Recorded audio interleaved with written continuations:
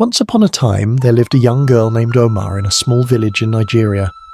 Omar's life changed forever when she was just 12 years old. Her loving parents tragically passed away from a terrible sickness that swept through the village. Poor Omar was heartbroken and didn't know what to do. With no other family, the village elders decided Omar should go live with her maternal grandparents, Okon and Nini, in their hut on the outskirts of the village. Okon was a frail old man with a kind smile. Nen was a plump woman with a warm laugh that could make anyone feel at home. At first, Omar was very sad leaving her family hut behind, but Okon and Nene welcomed her with big hugs and made her favourite pounded yam and degusi soup on her first night. They let Omar sleep in the extra room and told her she was the daughter they never had. In the months that followed, Omar helped her grandparents with chores around their little hut. She collected firewood from the forest, tended to the small garden out back, and learned to cook delicious jollof rice from Nene. Her grandparents showered her with love and devotion. However, Omar couldn't shake the empty feeling of missing her parents. Some nights she would cry herself to sleep feeling all alone in the world. Okon would hear her muffled sobs and feel helpless. One night after Nene went to bed, Okon knocked quietly on Omar's door. The old man came in and sat beside the young girl on her mat.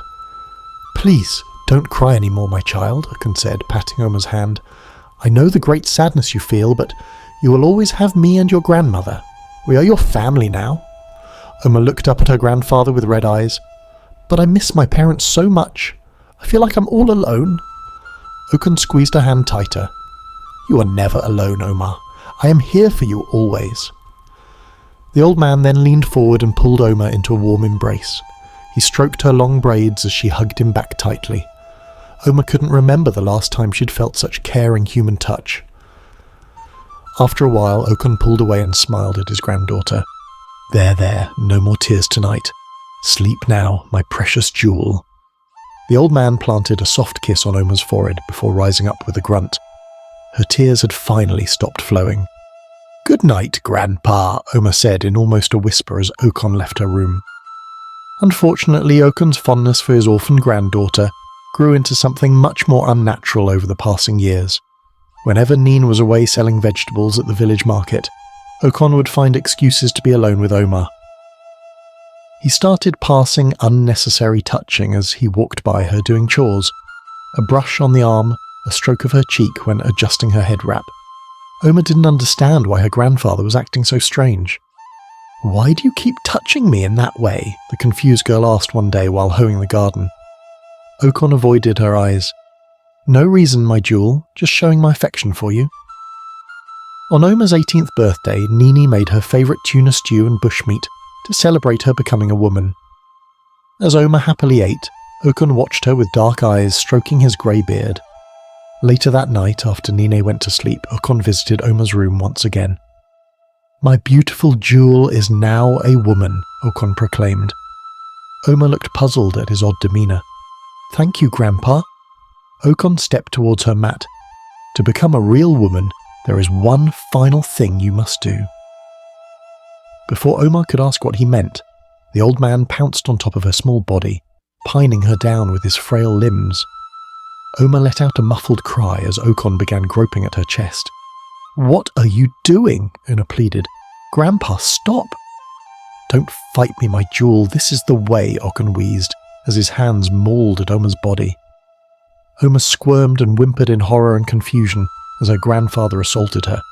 Why was he violating her in such a terrible way? When it was over, Okon rose up and stumbled out without a word, leaving Omar lying on her mat in a puddle of tears. Poor Omar felt so ashamed and defiled. She tried to make sense of why her grandfather had committed such an evil act.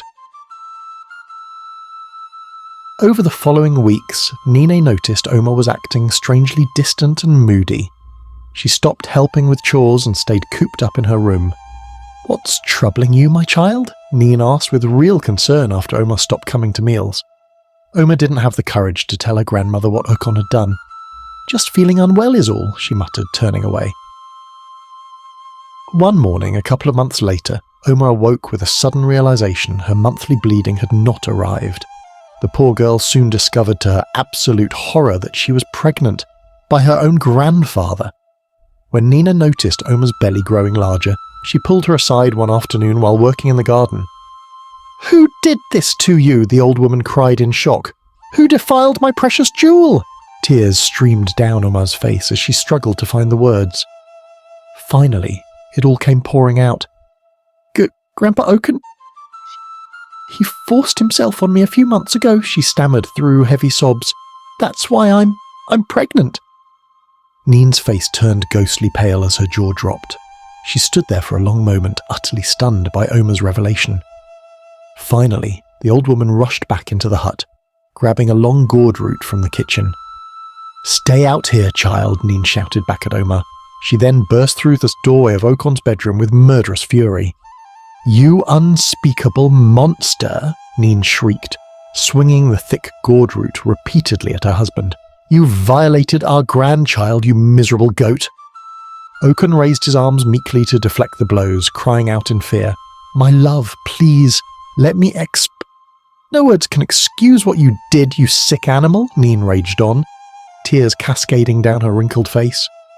Blow after blow rained down from the gourd root. Finally, a sickening crack echoed through the hut as Okon collapsed limp on his cot, groaning in a pool of his own blood. The old woman stood there for a moment, chest heaving, before rushing back out to console Omar.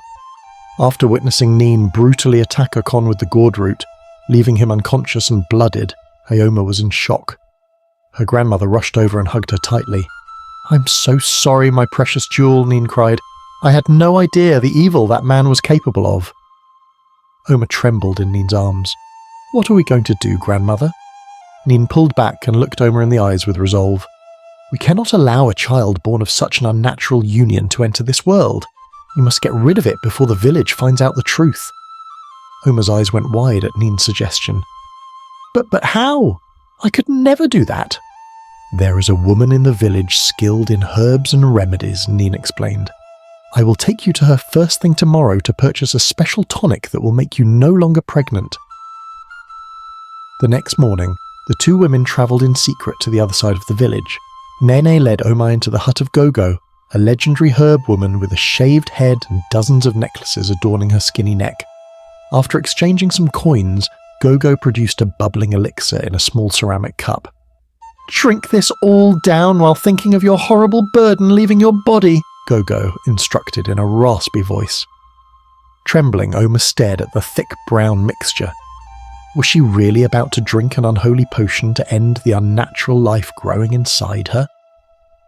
Neen squeezed her hand reassuringly and nodded for her to continue. Taking a deep breath, Omar chugged down the vile concoction, trying not to vomit at its bitter taste. For the next 2 looked, Omar experienced horrible cramping and bleeding unlike any normal monthly cycle. She remained bedridden, sweating and crying out in pain as Neen consoled her. Finally, on the 3rd day, Omar passed a large clot of tissue and her suffering seemed to subside. "Praise be to the gods, it has worked," Neen said with relief, cleaning up the soiled rags. A week later, Omar's belly had shrunk back down and her colour returned to its natural beautiful shade. It was like the nightmare had never happened. However, the traumatic event still haunted the girl's mind constantly. Neen had Omar pack up her belongings to leave immediately. "We cannot stay here any longer after what that monster did to you," the old woman told her. The 2 females said their final goodbyes to the hut, where so much pain had occurred. As they exited and headed through the village, Neen looked back and shouted towards the home, "And if you're still alive after what I did to you, Okon, I hope you burn in the deepest, darkest pits for your unholy acts." Neen and Omar walked for several days, until arriving at a small village far from their former home.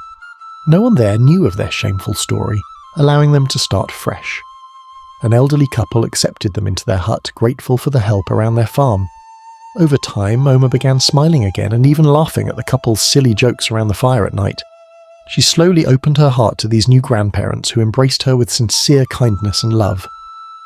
Though the physical and emotional scars would never fully heal, Omar was finally at peace knowing the evil violation from her real grandfather was forever in the past. One night, several years later, after the old couple had gone to sleep, Omar remained sitting outside under the starlight, pondering her life's journey. A gentle breeze swept through the trees, as if resigned souls were whispering words of forgiveness. Oma closed her eyes, silently making peace with the traumatic events that transformed her from a girl to a woman before her time. She knew she would spend her life surrounded by the unconditional love she finally found, preventing her painful memories from poisoning her future.